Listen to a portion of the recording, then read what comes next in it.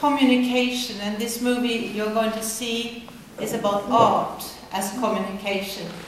But I want to tell you something that has nothing to do with persona, but it has to do with persona in one way, and it has to do with this incredible way of communication without art, but something that is just there. I had a grandmother that I loved very much, and I used to sit on her lap. And here in the nape of her neck, she had the most wonderful smell.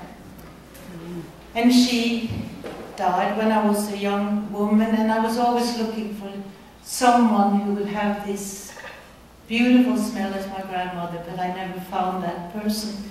Before, when I was 40 years old and I came to Macau, and it was a refugee camp there, and part of that refugee camp had people with leprosy, and I was very scared of going in because I was scared it would happen to me, but then I was more scared of standing outside and people would know about that. So I went in, and almost immediately there was an old woman, very scarred by leprosy in her face and no hands and not very much, and she was crying like a little child. And I looked at her for a long time, and then I knew I had to bend down and I had to hold around her. And the moment I held her, she stopped crying, and she had that sigh that little children have when you hold them. And there, in the nape of her neck, was my grandmother's smell.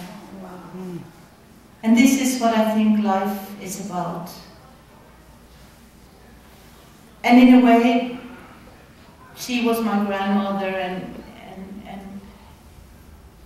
and the profession that I have is one of communication. Art is a communication.